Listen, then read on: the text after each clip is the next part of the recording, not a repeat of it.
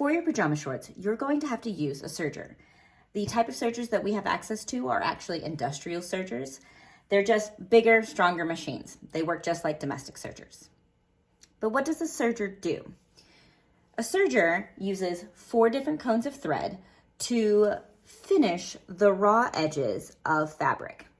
So if you see this kind of stitching on the inside of your shirts, that was created by a serger. We're doing this on our shorts to finish the edges on the inside, so when you wear them, the fabric doesn't start to fray and unravel from where you've cut them.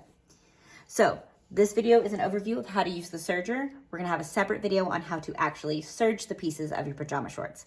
But here's the introduction to using a serger. I do highly recommend that you watch this video all the way through and you do some practicing with just some scrap muslin that I will provide for you to get a feel for how to use the sergers before you actually use it on your pajama shorts. So let's get started on our overview of a serger. Like many sewing machines, sergers have some of the same components as other sewing machines. It has a presser foot, it's got needles, it has thread, it has a hand wheel as well. But using a serger is similar to a sewing machine, but a little different. And I'm going to show you the ways in which it is different. So first off, here on the floor, you actually have 2 foot pedals.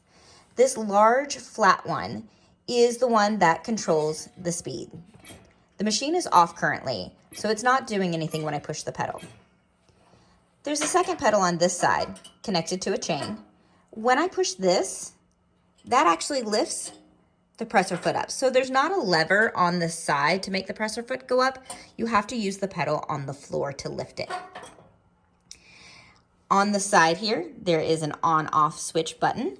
You will know if you're using the serger in the costume shop, you'll know when it's on. Newer sergers that the fashion department have are a lot quieter, so you can't tell if they're on or not.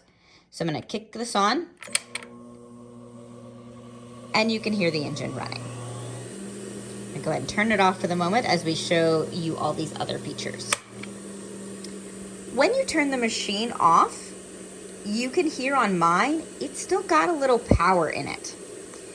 So when you're done with the serger, you always need to turn it off. Make sure you turn it off. Treat sergers like you would a power tool. Turn them off when you're done. To run out the extra power that is in the serger, you just want to push the foot pedal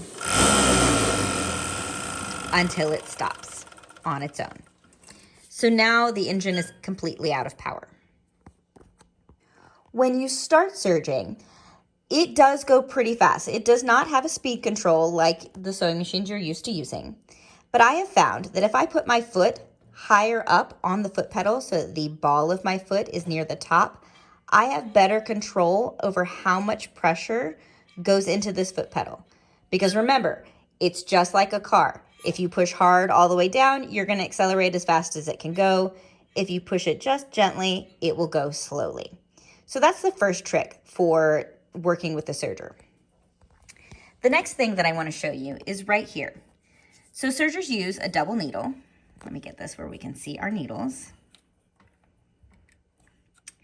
And it also has a device right here. This is actually a knife blade that will cut off the edge of your fabric. So you have to be careful when you are serging to not cut off an excess of your fabric. There's actually a tiny little gap, get something to point with, right here between the knife blade and the edge of the presser foot. When you are serging, you're going to be looking right here for where to line up your fabric. So let's get a piece of fabric and I'll show you how to serge. So I have a scrap piece of fabric here and I'm going to lift the presser foot with the pedal on the floor and line it up right on the edge of the presser foot right here, right there. So that as I'm serging, it is not going to cut off any extra fabric. I'm going to turn the machine on and I'm going to guide this through. And I'm going to go slow so you can see what the machine is doing. Now, if I pull my fabric to the side, the knife blade will engage the fabric and start cutting off a chunk, just like that, which sometimes you want, sometimes you don't want. When you are done serging, you always want to leave a long tail, just like this. Do not cut anywhere close to the needles. You have to leave a long tail. Sergers have a complicated threading mechanism, and if you cut close to the needles and something comes unthreaded, it's gonna take me about 5 to 7 minutes, depending on which thread came unthreaded, to get the machine threaded again, okay? So you always leave a long tail. We're gonna do another sample right here. So I lift the presser foot up and I just run the edge of my fabric right there against the knife blade. Now, see how there's just a tiny bit being cut off? That's a totally acceptable amount. When you are switching sides, you can also leave a tail, come around to the next side without cutting it, pull your tail to the side, line it back up underneath, and the serger will cut off that extra little bit of tail for you.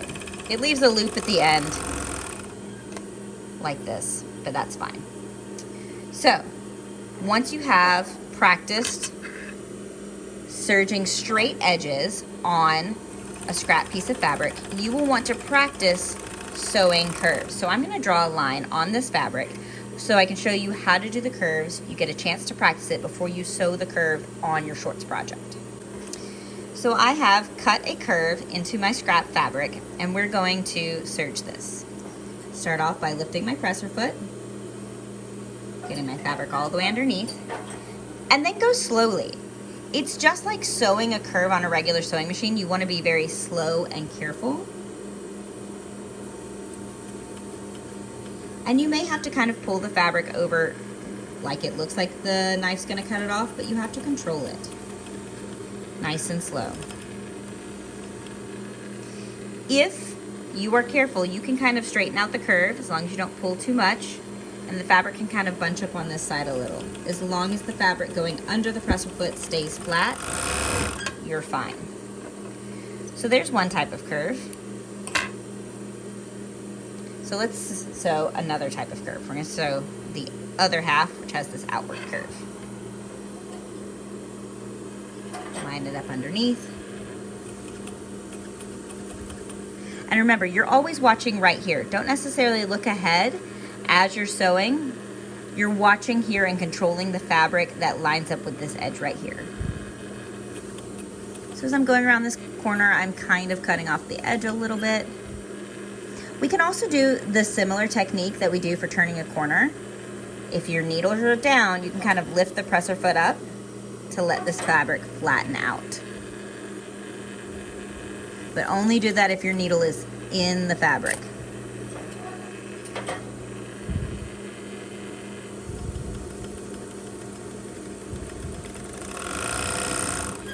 All right, and we always leave a long tail.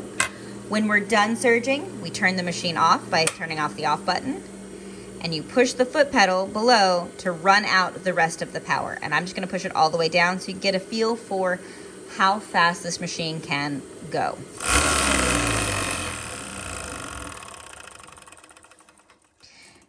And now you don't have to do anything with this tail. You can leave it as long as it is. Someone can cut it off on your next serging. And that's it.